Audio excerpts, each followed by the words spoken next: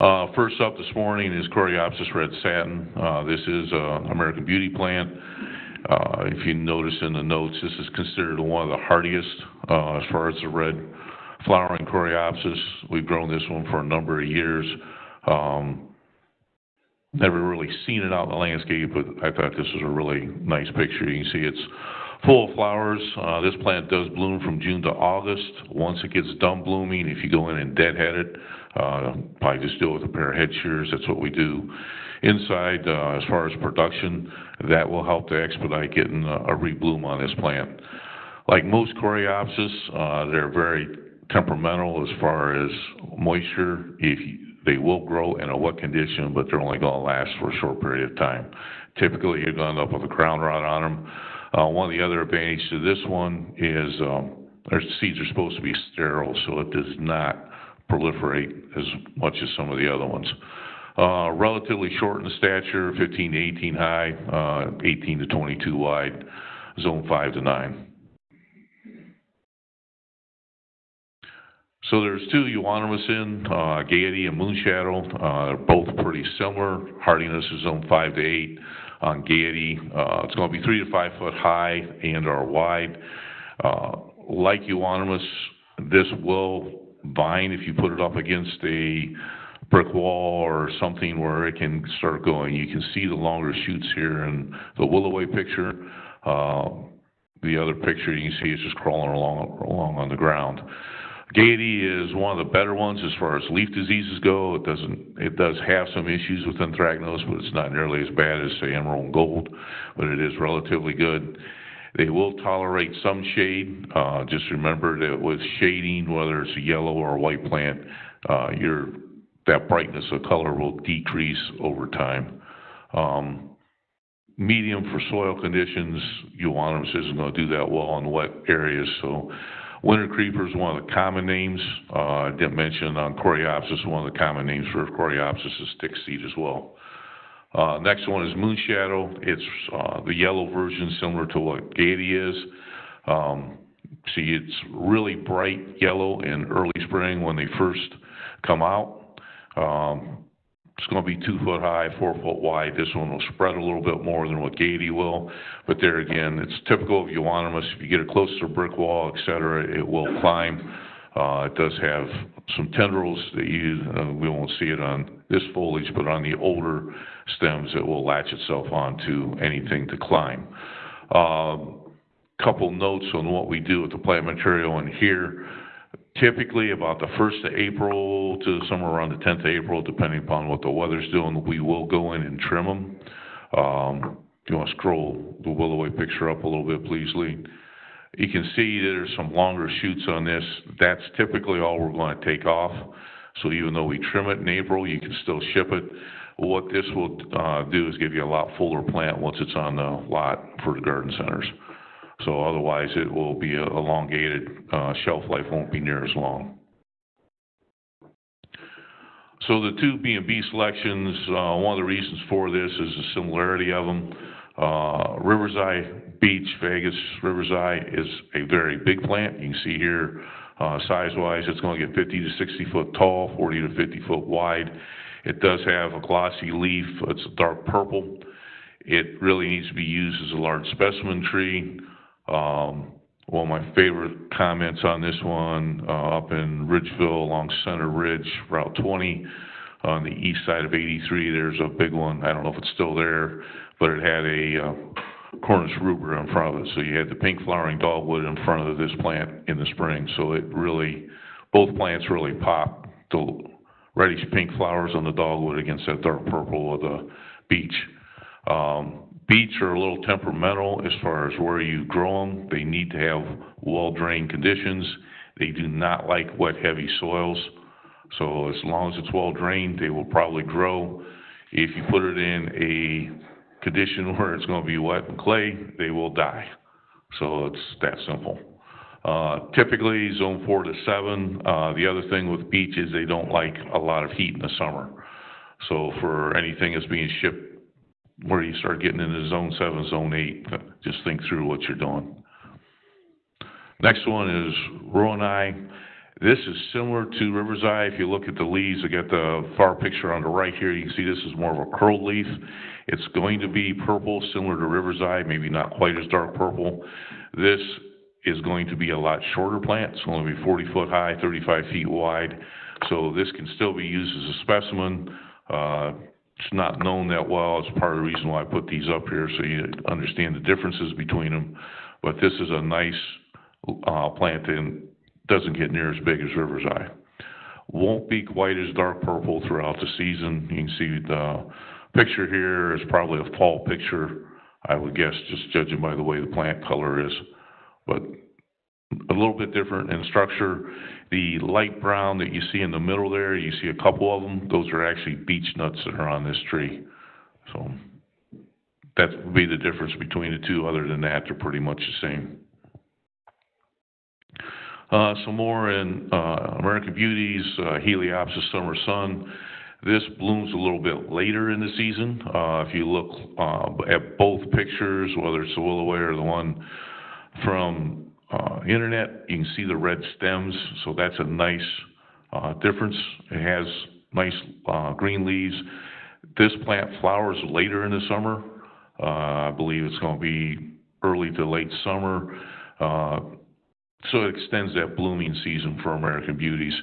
It does prefer a medium, well-drained site. I know on the picture on the right you see the water there, but if you look closely, it's up on a bank, so it's not along the edge. Some of the plants we talked about, you can put right on the edge in the water. This one's good for butterfly attractants as well as bees. They're going to be a little bit taller, so in the perennial borders, etc., you'd want to put them in the background. It's going to be 3 to 4 foot high and 2 to 3 foot wide. Lonicera Major Wheeler. I really like this picture. It really shows a display that this plant puts on. It will start blooming in late spring, will carry into early summer. Back to the hummingbirds and a tubular flower. This will be great for hummingbirds. It's also good for bees. Medium well-drained soils. Honeysuckles are relatively bulletproof. This one, does, from what we've seen, does not get a whole lot of issues with powdery mildew. It will be a little open at the base. You can see it both on the trellis and on the fence. As the plant matures, it's going to, that new growth in the flower is going to be at the top of the plant. But this is one of the better honeysuckles, part of the reason why it's in the program. And I forget the height and width on this, but this is going to be mainly determined by how far or what you do with it as far as putting it up on a fence, what have you. Zone 4 to 8. Iris versicolor, common name is blue flag. This one you can put close to the edge of ponds. It will tolerate wet conditions. Interesting note here, it does spread through rhizomes. So a rhizome is basically a fleshy tuberous root. So it's typically how you get it when you buy them in. Did not realize that that rhizome was poisonous. So part of the reason why I put that note up there. This has a shorter flowering window than what most of the American Beauties we talked about so far. This is going to be May, June.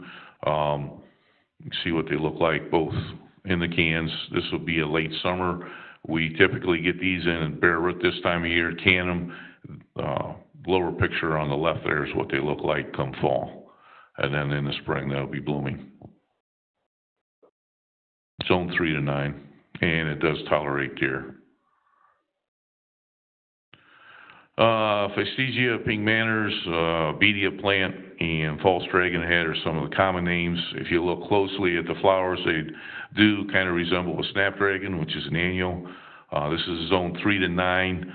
Unlike the species, this is more of a clump forming, so it's not going to be quite as open and fall apart. The other advantage of this, it has that pink flower.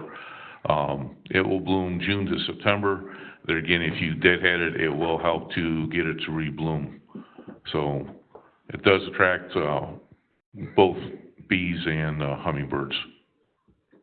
And you can see the lower left picture. This would have been last year's, or the lower right, I'm sorry. That would have been last year's crop that we ran through the 3B greenhouse.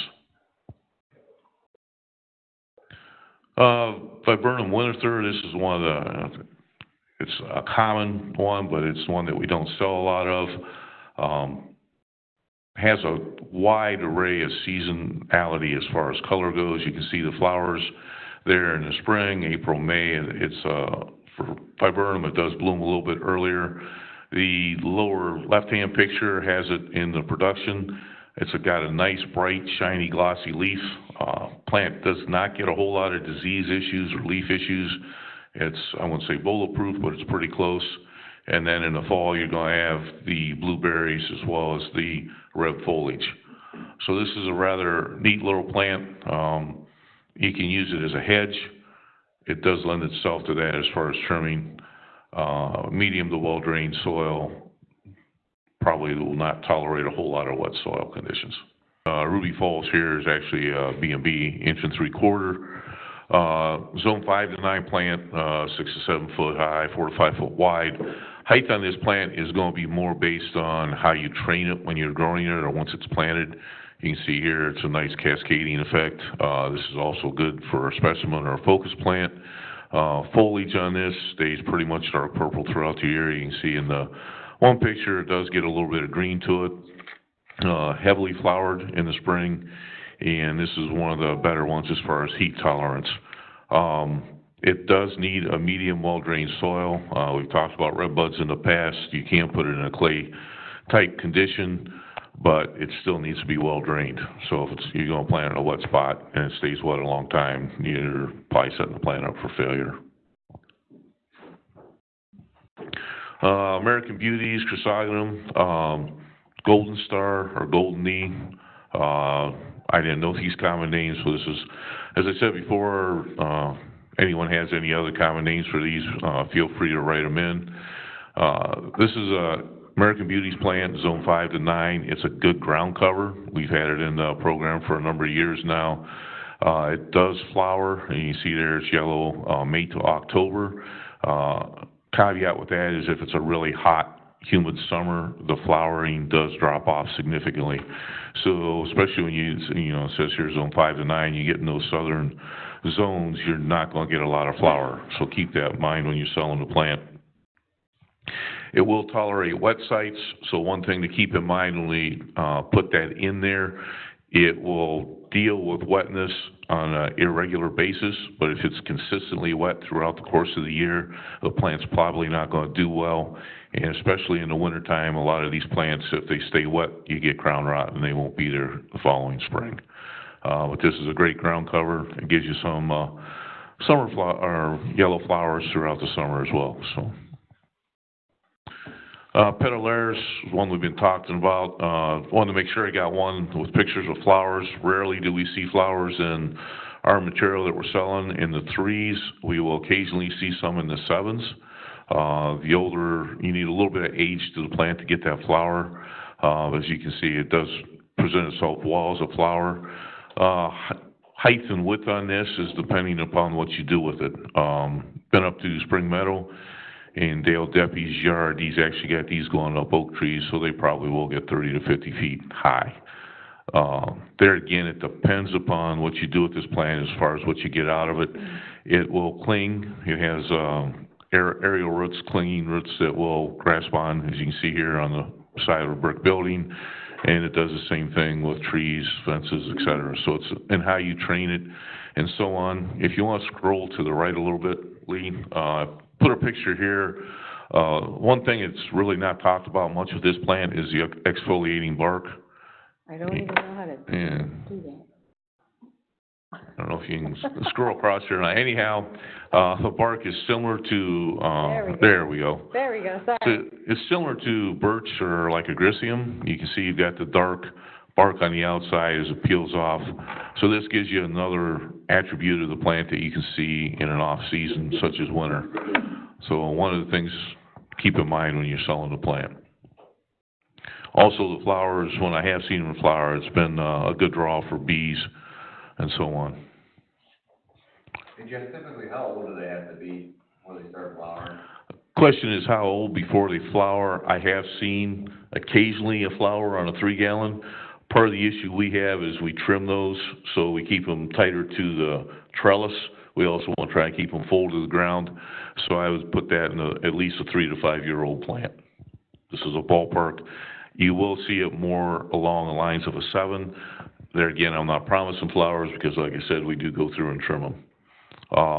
One of the things we will do with the plants, if you go back and look at them now, you see they've got long runners coming off the trellis.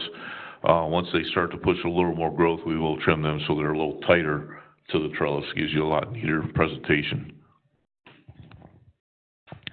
Next up is first edition plant. This is Philadelphia Snow White Fantasy. Main reason we started growing this is it does rebloom in the summer. You won't see a lot on the flower as far as reblooming here in the farm. I think this picture may have some. This is a picture from last year. We trim that new growth off to keep these plants nice and tight. If you don't trim this, you're going to get shoots going out 2 to 3 foot. Gives you a gangly, untidy appearance. We also go through and dormant trim those in the spring. I believe that was a question here sometime last week. Those have been trimmed at the current time.